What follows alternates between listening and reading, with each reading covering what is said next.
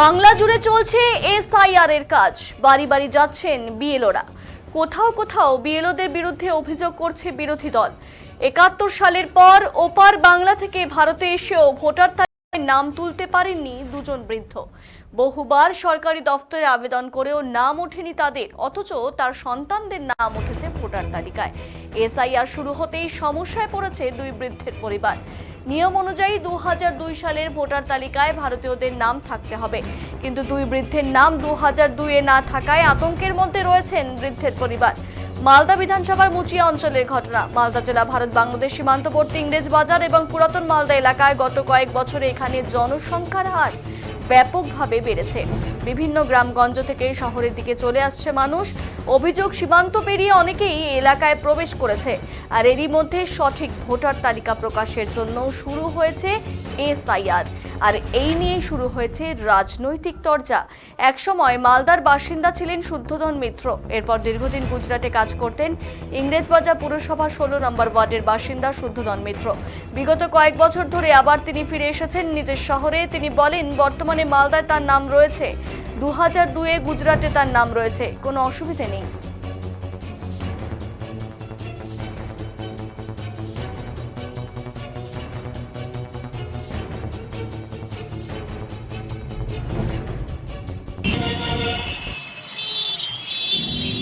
চক থেকে এসছে। হ্যাঁ, কি সমস্যা কি হয়েছে এখানে? আর কোনো সমস্যা নেই। ২০০২ তালিকায় নাম আছে? না, আমরা তো এখানকার ছিলাম না, আমি তো গুজরাটেই থাকতাম। এবার নাম উঠেছে? নাম আগেই উঠেছে, ২০১৩-তে নাম তুলে নিয়েছি। এমনি কোনো সমস্যা নেই? এমনি কোনো সমস্যা নেই। আপনার নাম? শুদ্ধোধন মিত্র। ঠিক।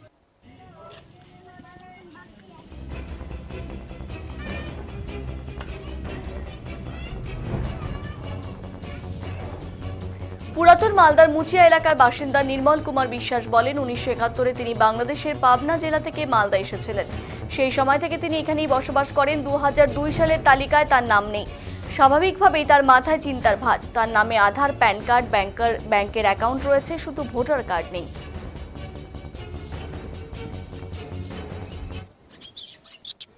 কষ্টের লোক। বলছি যে কি সমস্যা ভোটের? ভোটের সমস্যা মানে দিতাম অন্তত ২০ বছর পরে অ্যাপ্লাই করছি, খালি হয় না। এক পার্টি উঠে গেছে আর এক পার্টি কাটিয়ে দেয়। পাটাপাটি কত দেশ না। আপনি কোথা থেকে এসেছিলেন? আমি পাবনা ডিস্ট্রিক্ট বাদাই গ্রাম, নাম সুধনগর থানা। কত সালে এসেছেন? ৭১ আইছিলাম গন্ডগোলের বছর, তারপরে করলে যাওয়া লাগবে ২-৩ বছর ছিলাম বাড়ি।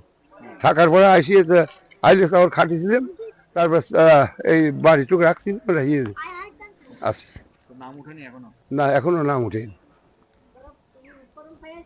কি সমস্যার মুখে পড়ছেন, কি চাচ্ছেন? সমস্যার ভিতরে দেখেন, দেশে আসা একটা বাসন জমের বললে ওইটাই সমস্যা, তাছাড়া আর কি সমস্যা থাকবে? আপনার কিছু কার্ড নাই? আছে, আধার কার্ড আছে, প্যান কার্ড আছে, ব্যাংকের বই আছে, বাড়ির দলিল আছে, তারপরে আপনার আরো কত কাগজ আছে এই সমস্ত। আর চৌকিদারি ট্যাক্স ম্যাক্স আছে, সম্পূর্ণই আছে, কেউ ছবি দিয়ে নেই। Voter card? ভোটার কার্ডটাই নাই, ওইটাই হলো অসুবিধা। মালদা দক্ষিণের কংগ্রেস সাংসদ তথা জেলা কংগ্রেস সভাপতি ঈশা খান চৌধুরী বলেন, এর আগেও এসআইআর হয়েছে, বিহারেও হয়েছে। আতঙ্কিত হওয়ার কিছু নেই। দিল্লির শাসক দল বিজেপিও এই রাজ্যের শাসক দল তৃণমূল অযথা মানুষের মধ্যে আতঙ্কের পরিবেশ সৃষ্টি করছে। কোনো কোনো জায়গায় বিএলওরা তৃণমূল নেতাদের বাড়ি বসে ভোটার তালিকা পরীক্ষা করছে। কমিশনারকে বলবো, আমরা নিরপেক্ষ কাজ চাই। কেন যাবে একটা জেলা পরিষদের বাড়ি, যে টিএমসি শাসক দলের বাড়ি কেন যাবে? এটা ঠিক নেই। ওদের এজেন্টের বাড়ি যেতে পারে, সেটা আলাদা ব্যাপার।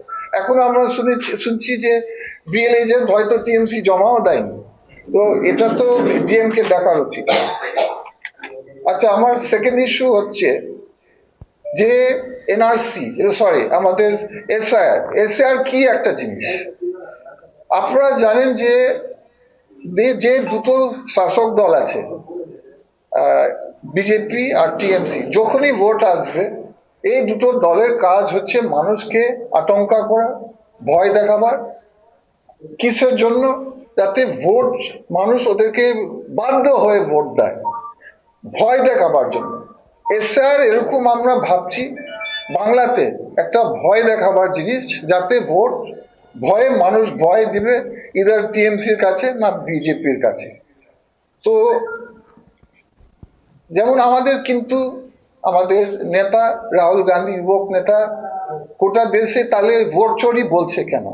আমরা দেখেছি বিজেপিতে রাজ্যতে, আমরা দেখেছি কি দেখতে পেরেছি, রাহুল গান্ধী কি প্রমাণ করতে পেরেছি? রাহুল গান্ধী প্রমাণ করতে পেরেছি যে ভোটার কম না, ভোটার বেশি হয়ে যাচ্ছে। একটা ভোটার আইডিতে 200 ভোট করছে মানুষরা, একটা ভোটার আইডি 500 ভোট দিচ্ছে কেউ, মানে এক্সেস ভোটিং হচ্ছে। এই এক্সেস ভোটিং রাহুল গান্ধী ধরতে পেরেছে। আর এইগুলো কোথায় হচ্ছে এক্সেস ভোটিং? এক্সেস ভোটিং হচ্ছে বেশিরভাগ বিজেপি রুল স্টেটস। আপনি দেখবেন, মিলাবেন, যেখানে বিজেপি ক্ষমতাতে ছিল বা যেখানে বিজেপি ক্ষমতাতে আছে, এইগুলো রাজ্যতে হয়েছে। তো আমার বক্তব্য, তো বিরোধী দলের স্টেটসে না এসে বিজেপি কেন নিজের স্টেটস, বিজেপি রুল স্টেটসে এসআর বেশি দরকার আছে। এখানে বিজেপি একটা অ্যাডভান্টেজ দিচ্ছে, একটা লোকদেরকে হ্যারাসমেন্ট করছে। এক নম্বর আমি বলতে চাই যে আপনারা জানেন যে বিজেপি এবং টিএমসি অনেক দুর্নীতি করেছে। আমাদের রাজ্যতে প্রচন্ড দুর্নীতি, 100 দিনের কাজ বন্ধ। আমাদের রাজ্যতে আমাদের 25,000 ছেলে মেয়েরা এসএসসির কাজ বন্ধ, সুপ্রিম কোর্টের কেস চলছে, তাদের চাকরি থেকে বাতিল হয়েছে ওরা। তো ওরা যাবে কোথায়? এই দুর্নীতি লুকাবার জন্য এগুলো পার্টিরা, বিজেপি, টিএমসি, মানুষদেরকে অ্যাটেনশন ডাইভার্ট করতে চাইছে, ভয় দেখাতে চাইছে। এসআইআর সম্পর্কে সংসদের কোনো ধারণাই নেই বলে দাবি বিজেপি দক্ষিণ মালদা সাংগঠনিক জেলা সভাপতি অজয় গঙ্গোপাধ্যায়ের। তিনি বলেন, এসআইআর হলো বৈধ ভোটার রাখা আর অবৈধ ভোটার বাদ দেয়া।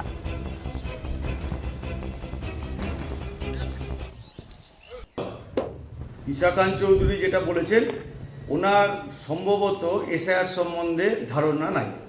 এসআইআর হলো বৈধ ভোটার রাখা, অবৈধ ভোটারকে ভোটার লিস্ট থেকে বাদ দেওয়া। এইটা একটা সাংবিধানিক সিস্টেম, সেই সিস্টেমে নির্বাচন কমিশন করে। এখানে বিজেপি, তৃণমূল এসআইআর নিয়ে দাঙ্গা করছেন, দাঙ্গা বাঁধাচ্ছেন, এটা তার মাথাতে আসছে কেমন করে?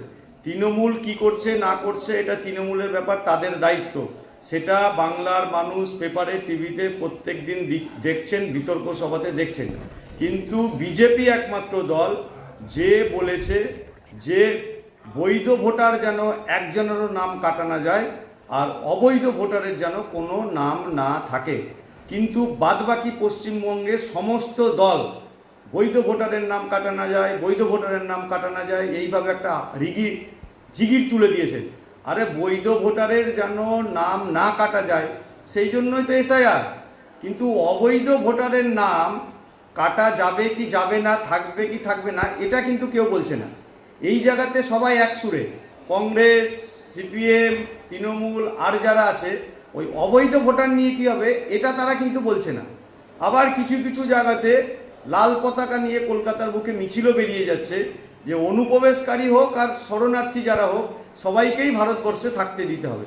মানে এরকম একটা ব্যাপার হয়ে গেছে যে তাদের বাপ ঠাকুরদারা জায়গা রেখে গেছে, খাওয়ার ব্যবস্থা রেখে গেছে, এটা একটা সরাইখানা, যে আসবে যে থাকবে সেই খাওয়া দাওয়া করবে।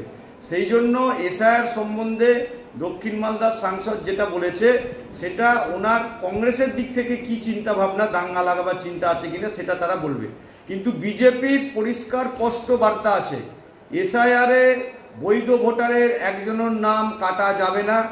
ভারতীয় যারা, তাদের কোনো নাম কাটার ব্যাপার নাই। ভারতীয় মুসলিম সমাজ যারা 3 পুরুষ ধরে ভারতে আছে তাদের নাম কাটার কোনো সম্ভাবনা কিংবা নাম কাটা যাবে না। অবৈধ ভোটার যারা পরিবর্তন করেছে জায়গা, যারা মৃত ভোটার, যারা অনুপ্রবেশকারী, যারা রোহিঙ্গা, তাদের নাম কাটা যাবে। আর দক্ষিণ মালদার সাংসদ বলেছেন এখানে কোনো অনুপ্রবেশকারী রোহিঙ্গা নাই। এতটা উনি শিওর হচ্ছেন কেমন করে? কারণ তার কাছে কোন নথিতে এটা বলা হচ্ছে?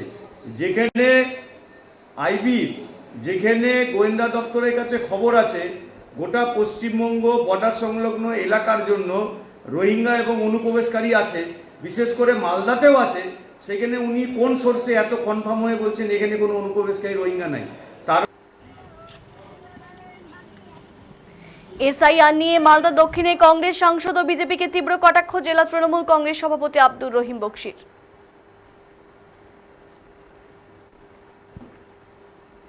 প্রেশার সৃষ্টি করে আপনাদের নেতারা তাদের নিজেদের বাড়িতে ডাকছে এবং পর্যাপ্ত বিএলএ আপনারা দেননি।